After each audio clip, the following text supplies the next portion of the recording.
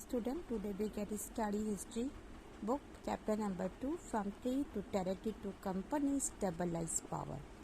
कि chapter number 2 history के अंदर हम व्यापार से साम्राज्य तक कंपनी की सत्ता को स्टेबलाइज होना, ये किस प्रकार से वो सत्ता ने स्थापित की उसके बारे में पढ़ेंगे। तो Aurangzeb was the last of the powerful Mughal ruler.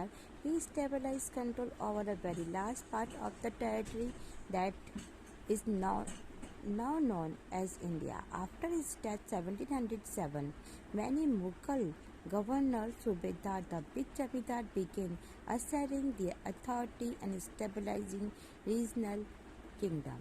As a power, this kingdom embraced in the various parts of India.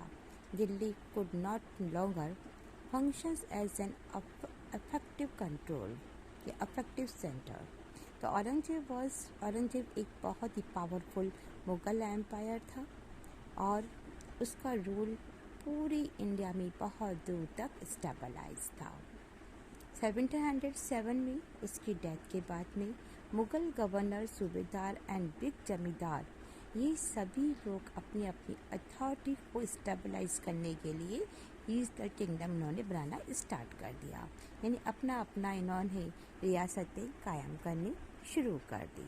As a powerful region kingdom embrace and various part of India, India के अलग अलग हिस्से में बड़े बड़े kingdom stabilise हो गए और सभी के सभी पावरफुल किंगडम थे।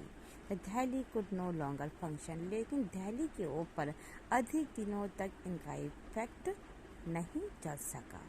By the second half of the 18th century, however, a new power was emerging on the political horizon,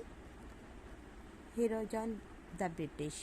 Did you know that the British originally come as a small trading company and were reluctant to acquire territories? How then did they come to be master of the empire? In this chapter, you will be see how this come about। कि 18th century के अंदर politicals, 18th century में the second half of the 18th century में किस प्रकार से new power जो political horizon पे थी वो किस प्रकार से दिखाई देने लगी। और ये न्यू पावर जो थी वो हमारी ब्रिटिश पावर थी। क्या आप इसके बारे में जानते हो कि ब्रिटिश लोग कहाँ से आए थे और छोटी सी व्यापारिक कंपनी के रूप में ये इंडिया में आए, ट्रेड करने के लिए इंडिया में आए। और आने के बाद में ऐसा क्या था जो इन्होंने इंडिया में अधिक दिलचस्पी ली। इन्होंने आकर के धीरे धीरे इलाकों के अंदर कब्जे जमाने शुरू कर दिए। फिर ऐसा क्या हुआ कि एक बहुत बड़ा साम्राज्य के ये एम्पायर बन गए। और इस चैप्टर में हम यही पढ़ेंगे कि इंग्लिश गवर्नमेंट, जो इंग्लिश या ब्रिटिश लोग आए, किस प्रकार से उन्होंने इंडिया में अपने साम्राज्य या अपने किंगडम को स्टेबलाइज किया। The east India company come fast. East India company पूर्व में ईस्ट इंडिया कंपनी का आना, किस प्रकार से ईस्ट इंडिया कंपनी ईस्ट में आई।